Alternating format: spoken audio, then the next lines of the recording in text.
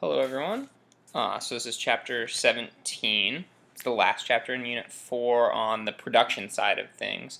This unit we're going to go over oligopoly, which is the last type of market structure. So just to review, we've gone over first perfect competition, endless amount of firms, price taking, and all the products are the same, sold at the same price. Then we went over monopoly with just one firm. So there's only one producer, one seller. They determine the price and the quantity.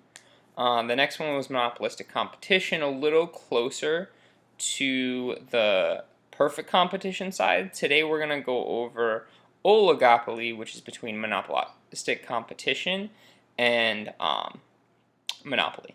An oligopoly is just a market with a few sellers.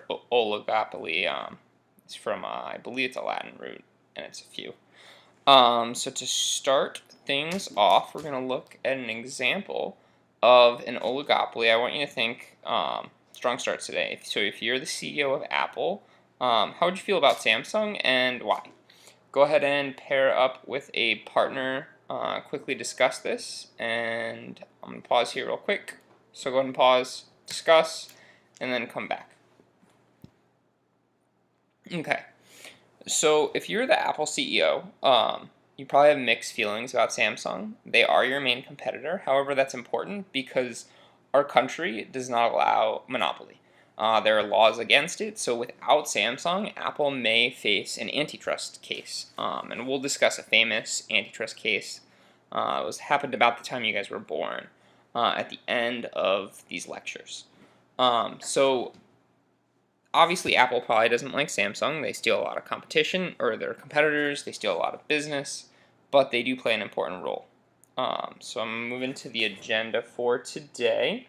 Learning target for today, I can describe key features of an oligopoly and analyze an oligopoly market. So make sure you're following along on the slides as we are going through this. So we just want to know what is an oligopoly and how does the market work with an oligopoly. So we're going to start by going over what an oligopoly is. We'll go over a simple example with something called a duopoly, duo meaning two. Then we'll talk about some nuances of oligopoly, learn about something called the prisoner's dilemma, which is something you definitely want to know. Go through another example using the prisoner's dilemma, and then we'll end by talking about welfare and public policy, how people do in a oligopoly market, and some of the things the government do can help them be better. So go ahead and move to the next slide. What is an oligopoly? Okay, so what is an oligopoly? An oligopoly, as I said before, is a market with only a few sellers offering similar or identical products. So you can think of cell phone services. Really, it's pretty similar. Maybe one has better service here, one has better service there, one has slightly faster internet. But for the most part, they're pretty much the same. There's really four main ones: Verizon, T-Mobile, Sprint, and AT&T. You have some smaller ones, but those are your four main competitors. Athletic shoes, again, basketball shoes are basketball shoes. People might have a preference, but overall they're pretty similar. You've got Reebok, Nike, Adidas, maybe a couple other brands, but those are your main ones. So these are markets where there's just a few things. I would say probably anywhere from 2 to 5 or 6 is oligopoly. The lower end is more defined. The upper end, it's going to depend. As you get more and more firms, you'll get closer to the monopolistic competition and the perfect competition. So with oligopoly, because there are just a few firms, each firm's decisions greatly impact the other firm. So if you're Apple, you're definitely going to consider what Samsung does when selling the iPhone. If Samsung sells the Galaxy at $400, you're going to have to lower your price to $400. So unlike in perfect competition, where you have to just take the price, or monopoly, where you get to set the price, in an oligopoly, you can determine what your price is. Apple could say we're going to charge $600, but you do have to consider your competitors. So this strategic decision making, it's a little bit like a game, like a strategy game. So it led to something called game theory, which is about strategic decisions. Okay, so go ahead into the next slide. I'm going to talk a little bit about game theory. You don't have to know in too detailed about this. You could take entire classes in this. In college, you could do a thesis on game theory, or a dissertation even in a doctoral program. So it's just about how people make decisions in a strategic way.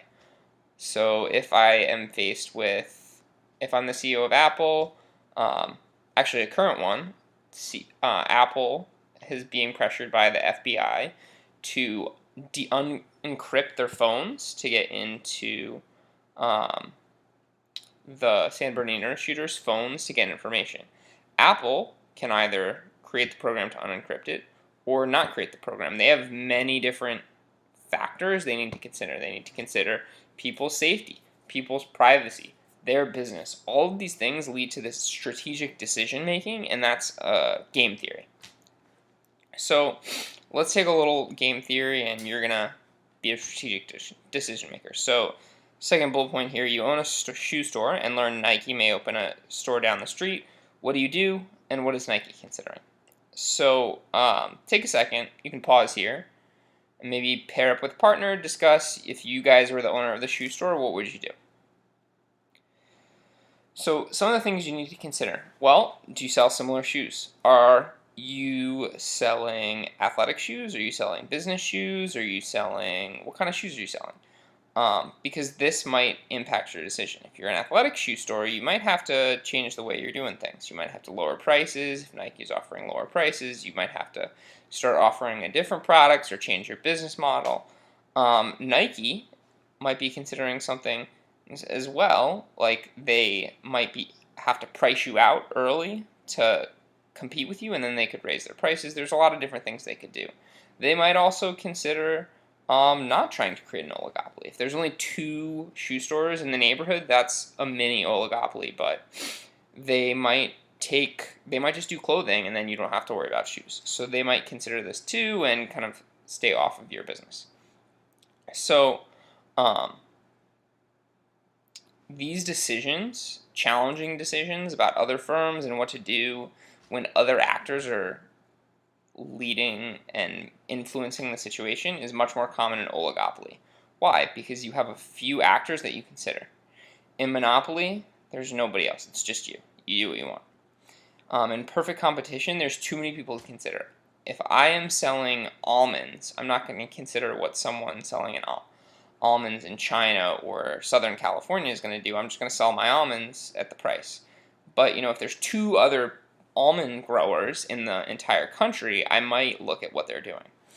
So it occurs in oligopoly because there's still competitors and decision people to influence your decisions, but not so many that you can't think about it. All right. So continuing on, there are competing interests in oligopoly. What are the 2 interests? The first is you can work together. So let's say Nike and my shoe store move in, and we could work together. We could say we're going to sell Jordans at $100, and that's the only price you can get Jordans at. This can help us because we can actually sell at a higher price.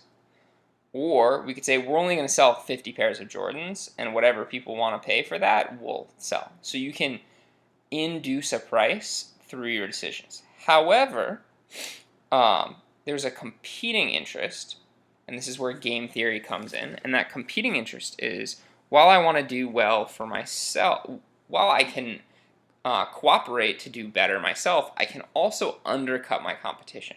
So maybe I agree with the Nike store down the street, we're going to sell Jordans for $100. Well, I'm going to run a sale this weekend to sell Jordans for $95. Who's going to sell all the shoes? I am. So by competing, we can raise our profits and hurt other companies, but that's going to prevent me from cooperating in the future. So I have to make this decision. Do I compete or do I cooperate, and how do I go about these things? And sometimes we'll do both. So there's a lot of considerations to take into play.